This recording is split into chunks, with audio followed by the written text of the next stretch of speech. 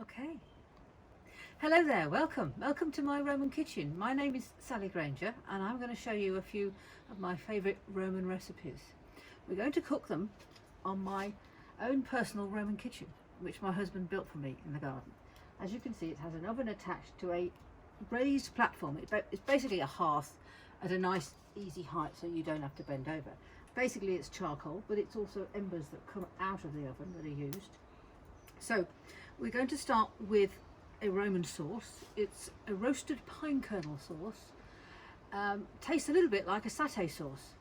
Really spicy, sweet and sour. One of my favourites. And we're going to serve it with, it should be wild boar, but sadly I couldn't get any wild boar. So we've got a little bit of pork steak instead. So I've got a little bit of preparation to do. We're going to warm some wine on the charcoal and we're going to add a little bit of saffron to it. And as it warms, it'll take on that colour. Now the recipe actually says safflower, which is a cheaper and more readily available form of colouring, but we don't have that. We have proper saffron, so we're going to go with a luxurious version. So we dibble a bit of saffron in the wine and leave it to infuse. We're also going to be using lots of spices, and spices are ground in a special kind of mortar called a Roman mortaria, and as you can see it has lots of grits on the inside, and these grits are brilliant for grinding nuts, for grinding seeds, for grinding fruit, but there's also lots of different kinds of Roman mortaria. This is a mortaria. This is much more natural and more familiar to us, and it's completely smooth. So it depends on what kind of sauce you're making as to which one you use. What they always have is a lip, so you can hold on to it. So we start always with a Roman sauce with pepper. Pepper does not need to be roasted. Most seeds do.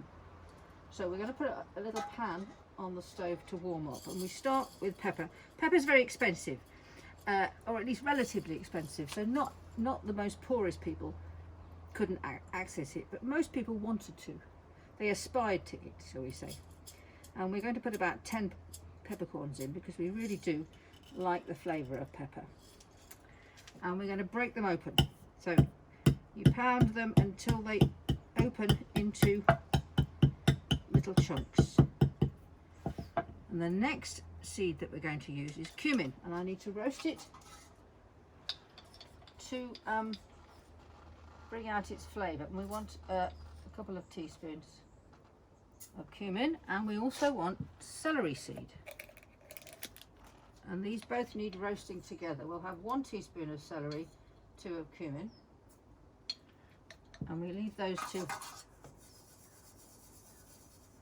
Once they start to pop, you can do this at home with a dry pan on a gas cooker or wherever you're doing it, and you have to be careful to watch it. As soon as they start to pop, you lift it off, and we're going to add some herbs too. So all these herbs and spices will go in together, and the spices will help the herbs to be ground, and the grits will help everything to be ground. So in here I have some fresh thyme from my garden, and we're just going to split those, pull the leaves off while we're waiting for the herbs, for the seeds to pop. And we've got fresh mint as well. If you're using dried thyme, it needs to be you need to use a little less because it's very strong. So every so often you have a little grind, just to now, because the herbs are fresh, they've already broken down into pieces just using the pepper. Now my wine is already simmering. It's gotten quite hot. I think I might lift it off soon.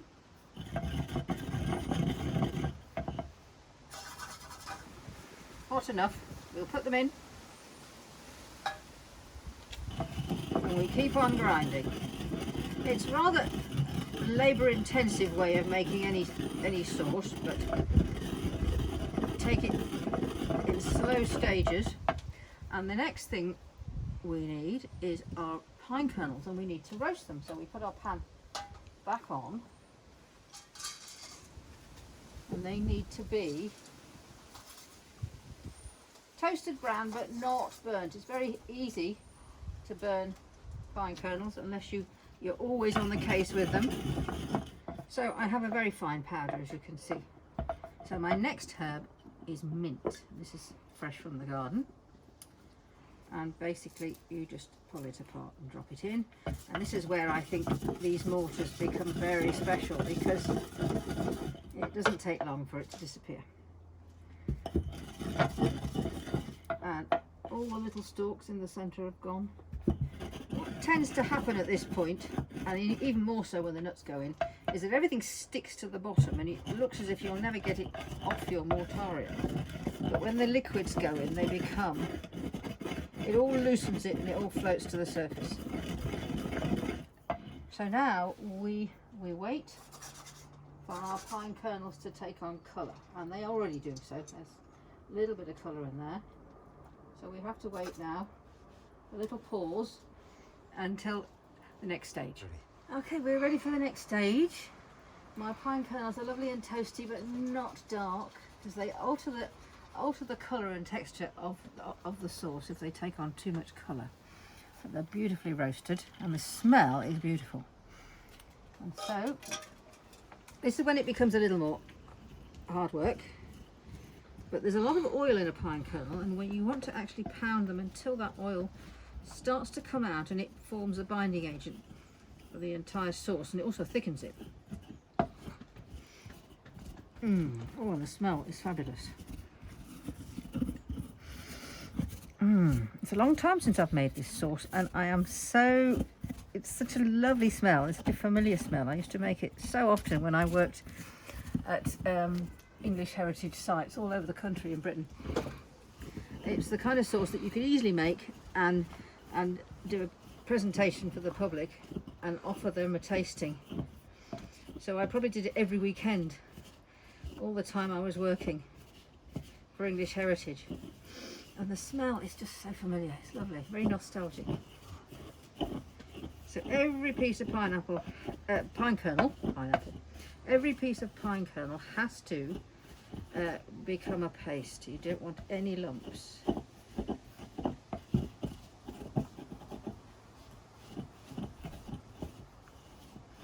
Now we're almost at the stage when I can cook the meat. So I think I'm going to add my frying pan.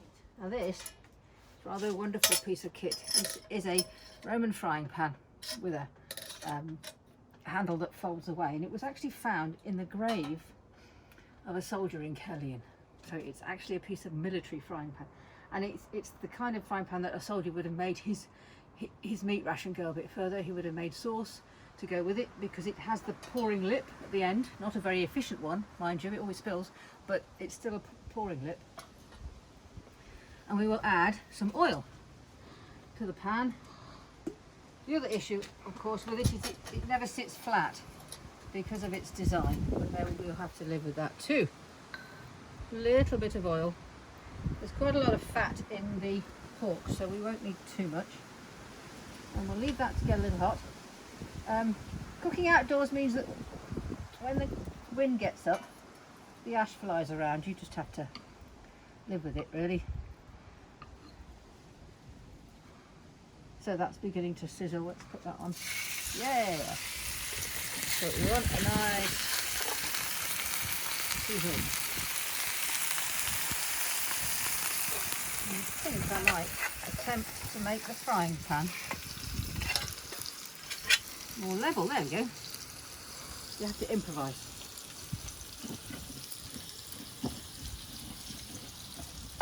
So we finish our grinding, and then we add all the liquids. Quite a lot of liquids in these sauces, not simply wine. Of course, there always is wine. We start with honey. Roman sauces are sweet and sour. The Romans loved honey.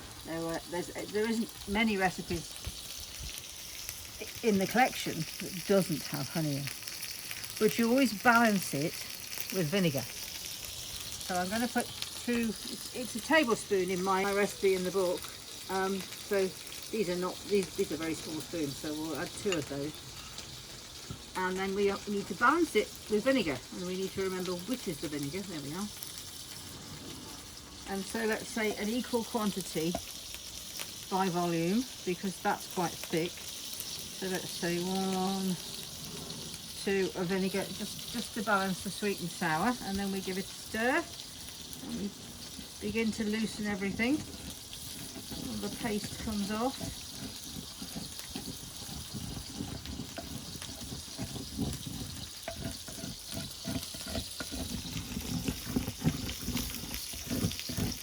And all those green herbs have loosened and come off.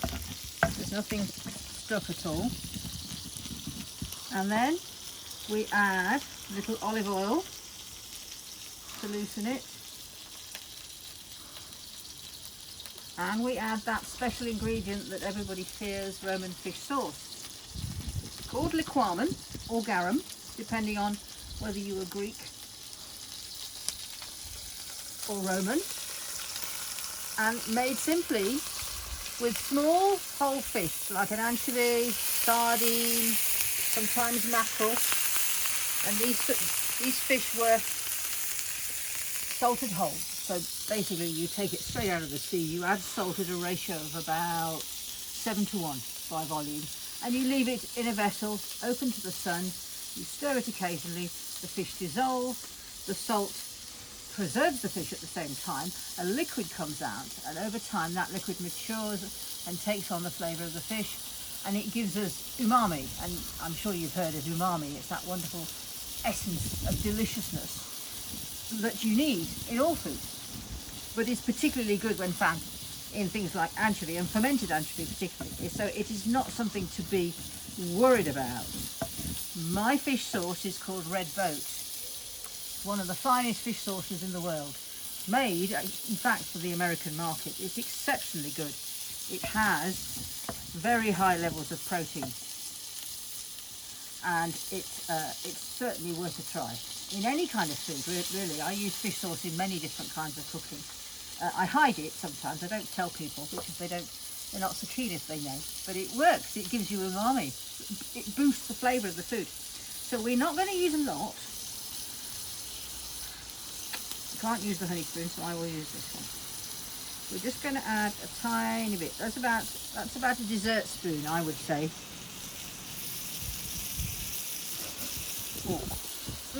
Oh, there's that funky smell. Beautiful.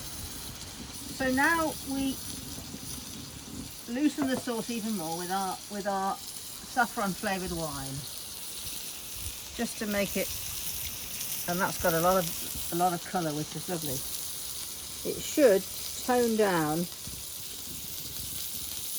the greenness and give it more of a yellow tinge, which is lovely, which is what I wanted. It needs to have a yellow tinge and not a green tinge. If it's got a green tinge, it's got too many herbs in it, so it's a balance. Now we can scrape it down and take out our pestle because you don't need it anymore. Many people question whether or not I should use a wooden pestle, where many pestles have been found to be stone, but I think it depends entirely on the ceramic in question. You've got quite a fragile ceramic, you really need to use wood. It's very effective, but a mortar like this, you would be much more successful using a stone. A small pebble from the beach is great. So, if we are certain our pork is cooked, and we're not quite certain yet, it's a very good fire, but let's give it a little bit more. I might stab it, see what we have inside. Now you see we're still pink, so that needs to be a little pause while we finish the meat, and then we can dish up and have a little taste. I like the fat to be crisp. Not always easy when you're frying, but you can hold it up into the fat, it's good.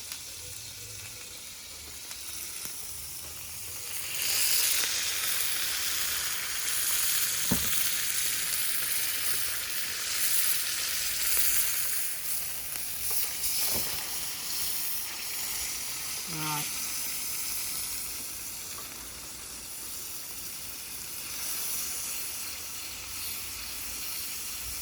That's a lot better. Okay. So I'm going to put it in here. Right. So at the last stage, what I'm going to do is pour my sauce in to the pan and heat the sauce and finish the meat together as one. But it could thicken very quickly and I end up without a sauce, so I've still got my extra bit of wine here just in case. All those meat juices need to go into the sauce, so you just add it to the pan. And that's when these wonderful little spouts come in very useful. Sometimes very, very efficient ones, deep ones, with a useful means of pouring quite thick sauces. And alternatively, I find this very strange, tiny little spout. Hard to believe that anything came out of there. It was just there for form, almost to demonstrate that it was a mortar. So I think smelling good. So we pour our green sauce.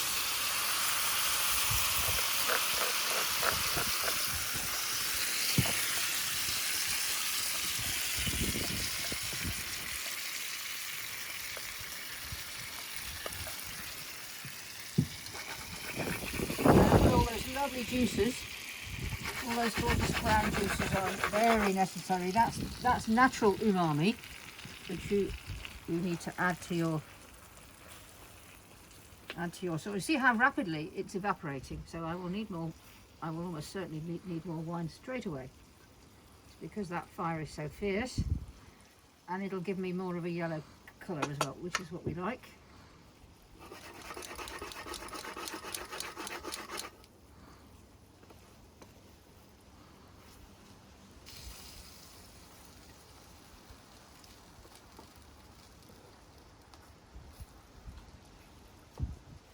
I think we are there. We can dish up. Now, one of the special things about Roman food, it's important to bear in mind always, that people don't eat with knives and forks. They didn't have forks. They used knives occasionally, but on the whole, meat was served so that it could be eaten with the fingers, which means that when the cook prepares a dish like this, it sits for a while before it goes out, because they wouldn't be able to pick it up. And it's also cut up, and it's cut up into pieces, finger pieces, so that each of the guests can take a small amount, and also that the dish goes round the dining couch, and so people will take a small piece and they'd pass the bowl on.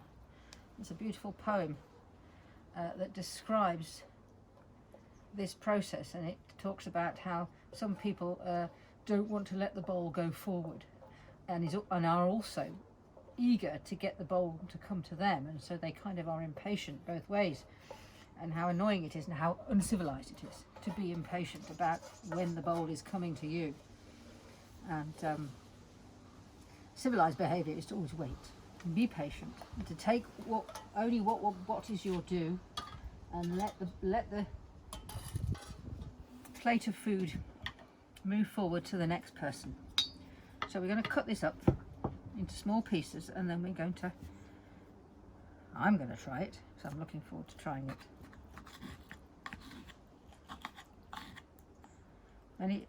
Lots of evidence for very elaborate napkins, clearly very essential if you're going to be eating with your fingers, so that you can clean yourself up between dipping your fingers in sauce. And here is our roasted pine kernel sauce with pork, made for sharing. Dip in.